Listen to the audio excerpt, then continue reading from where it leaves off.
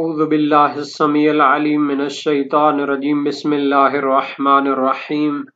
ربنا آتنا فی الدنیا حسنۃ وفی الآخرۃ حسنۃ وقنا عذاب النار۔ عزیز طلبہ السلام علیکم ورحمۃ اللہ وبرکاتہ۔ شرح المدوم کتاب حج درس نمبر 427 میں احرام والے شخص کا نکاح پڑھنے والے پر کفارے کا حکم بیان کیا جائے گا۔ اگر کوئی شخص کسی احرام والے شخص کا نکاح پڑھتا ہے تو اس پر بھی کفارہ واجب ہو جاتا ہے۔ سابقہ بحث کا تتمہ اور تکملہ ذکر ہوگا۔ استمناء سے بطلان حج کی تحقیق پیش کی جائے گی۔ احرام والے شخص کا نکاح پڑھنے والے پر اونٹنی کا وجوب ذکر ہوگا۔ متعلقہ مسائل اور فروعات بیان ہوں گے۔ روایات اور احادیث کا تذکرہ ہوگا اور عبارت کی تشریح اور تطبیق پیش کی جائے گی۔ محرمات احرام کے کفارے بیان ہو رہے ہیں۔ ایک مسئلہ بیان ہوا کہ اگر استمناء کرتا ہے، احرام کی حالت میں منی کو خارج کرتا ہے قصد اور ارادے کے ساتھ،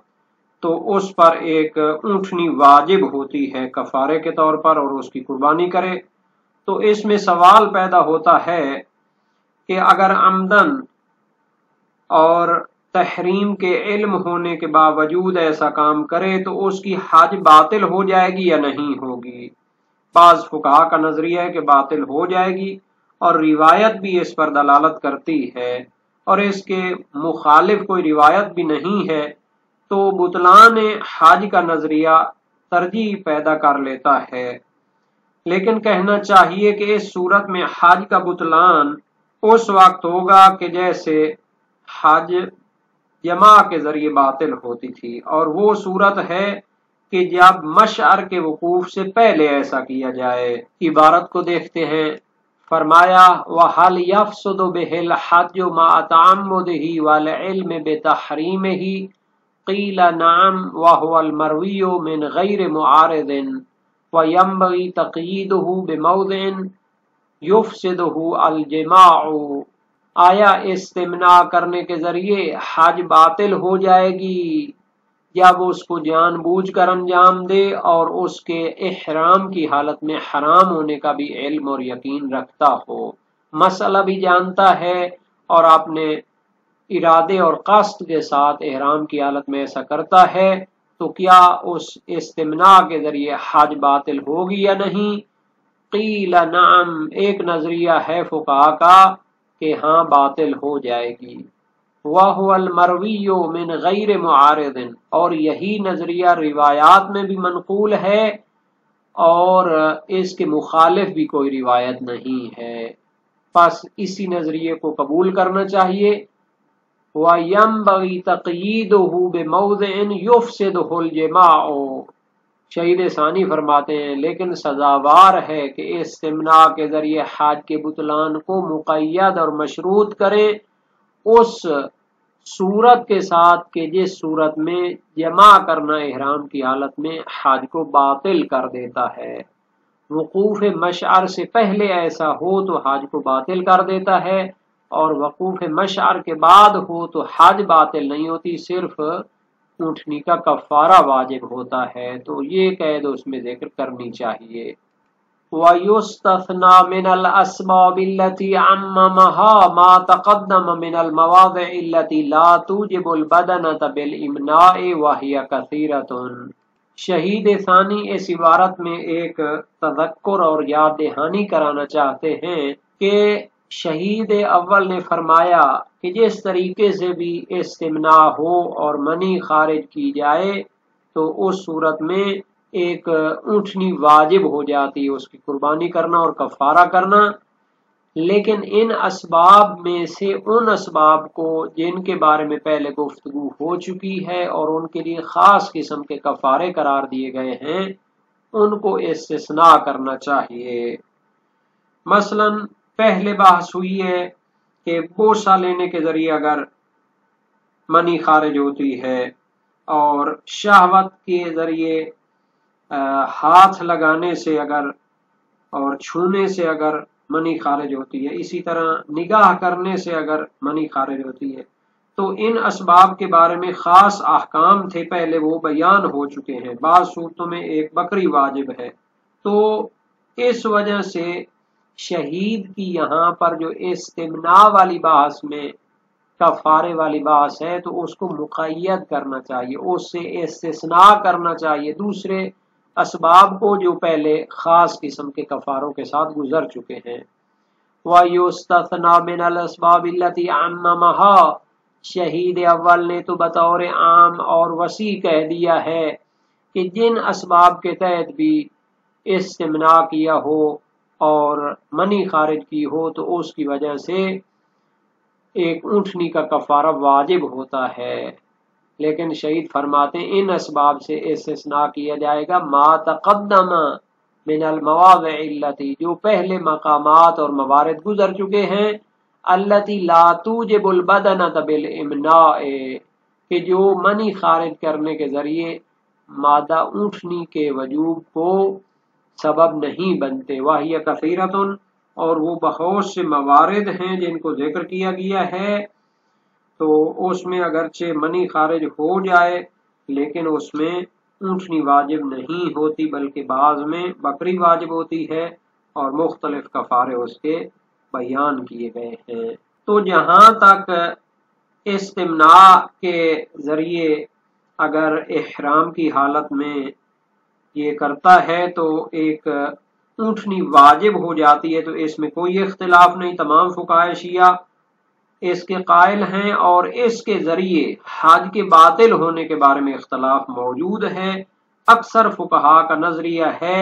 کہ حج بھی باطل ہو جاتی ہے۔ موثق ہے اسحاق بن عمار صاباتی جلیل القدر سکراوی امام ابو الحسن کاظم علیہ السلام سے روایت کی، قلت ما تقول فی محرم عبث بذکرہ فامنا، قال ارى علیہ مثل ما علی من اطاع اہلہ وہو محرم بدنۃ والحج من قابل۔ وسائل الشیعہ باب 15 ابواب کفارات استمتاع، حدیث اول۔ راوی کا بیان ہے، میں نے سوال کیا کہ ایک احرام والا شخص اپنے اعلی تناسل سے فضول کرتا ہے اور اس سے منی خارج کرتا ہے، فرمایا اس پر بھی اسی طرح ہے کفارہ جس طرح احرام والا شخص بیوی سے جماع کرتا ہے تو اس پر کفارہ ہوتا ہے۔ بدنہ واجب ہے، ایک اونٹنی واجب ہے قربانی کرنا، اور اگلے سال حج کرنا بھی واجب ہے۔ صحیح عبد الرحمن ابن الحجاج جلیل القدر سکراوی امام ابو الحسن کاظم علیہ السلام سے روایت کی، عن المحرم یعبث باہلہ وہو محرم حتی یمنی من غیر جماع او یفعل ذلك فی شہر رمضان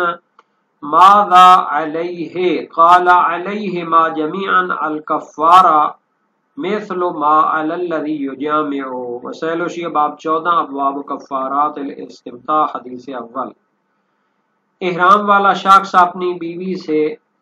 کھیل کود کرتا ہے احرام کی حالت میں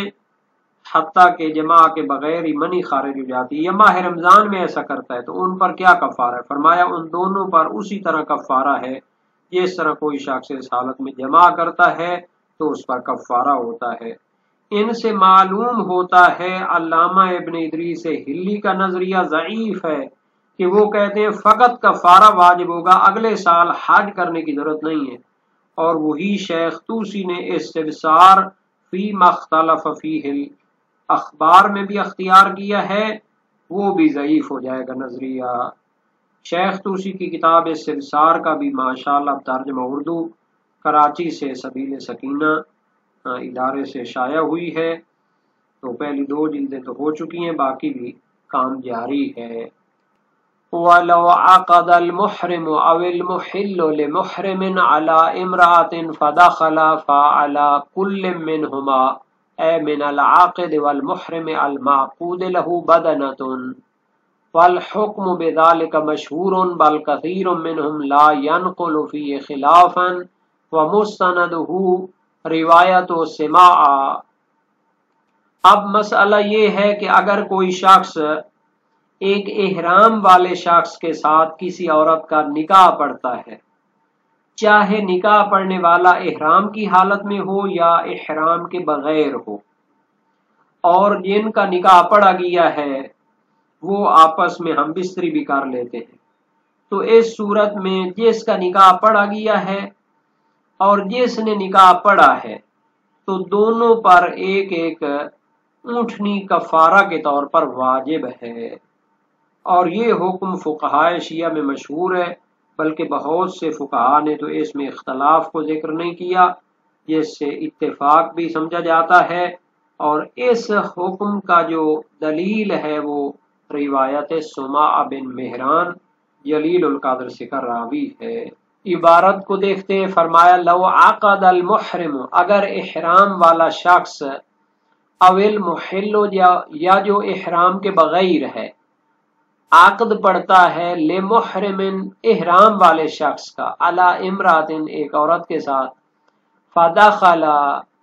اب یہ جس کا نکاح پڑا گیا ہے وہ احرام والا شخص اپنی بیوی کے ساتھ ہم بستری کرتا ہے، فعلی کل منہما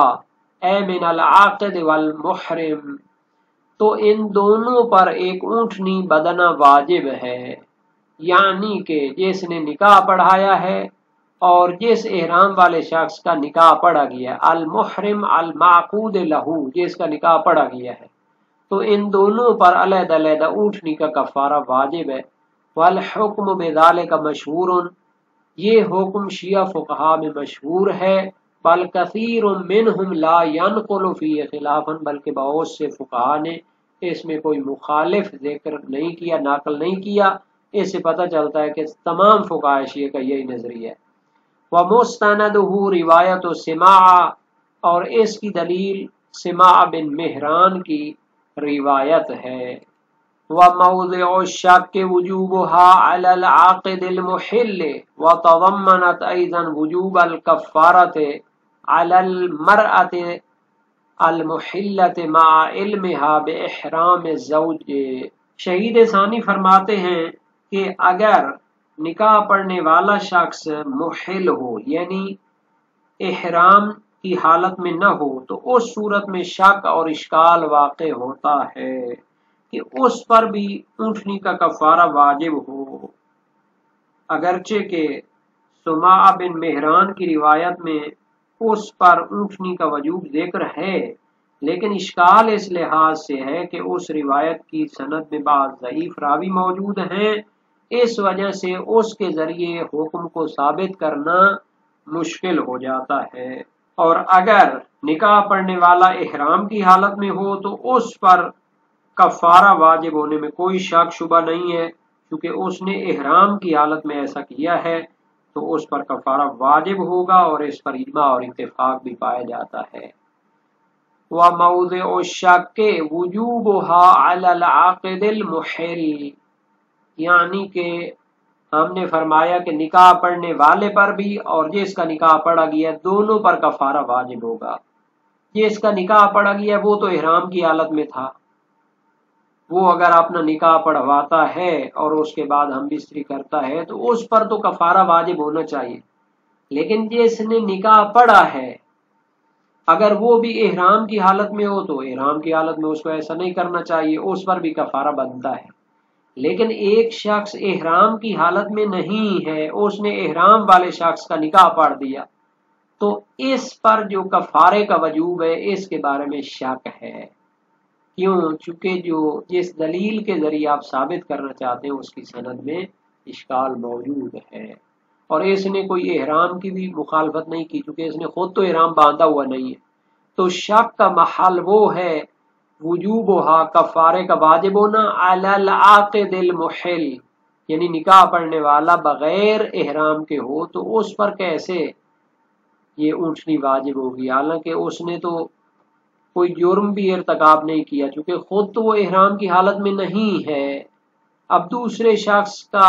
نکاح پڑھنا کہ جو احرام کی حالت میں ہے اس پر بھی اتنا ہی کفارہ ہو کہ جو شخص احرام کی حالت میں ہو کر نکاح پڑھتا ہے تو اس پر بھی اتنا کفارہ، تو اگر روایت معتبر ہوتی تو یہ شک نہ ہوتا، لیکن روایت چونکہ ضعیف ہے بعض راوی تو پھر اشکال رہتا ہے۔ وَتَضَمَّنَتْ أَيْضًا وُجُوبَ الْكَفَّارَةِ عَلَى الْمَرْأَةِ الْمُحِلَّةِ مَعَ عِلْمِهَا بِإِحْرَامِ الزَّوْجِ، اسی طرح روایت شامل ہے کہ کفارہ واجب ہوگا عورت پر بھی کہ جو بغیر احرام کے ہے،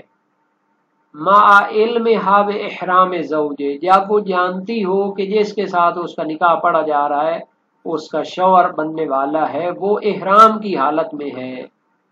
تو اس صورت میں وفی اشکال، اس صورت میں بھی اشکال ہے کہ اگر وہ احرام کی حالت میں ہوتی خود وہ عورت بھی تو اس پر یہ کفارہ ہوتا، لیکن جب وہ کیا ہے احرام کی حالت میں نہیں ہے تو اس پر کفارے کا وجوب قابل غور ہے۔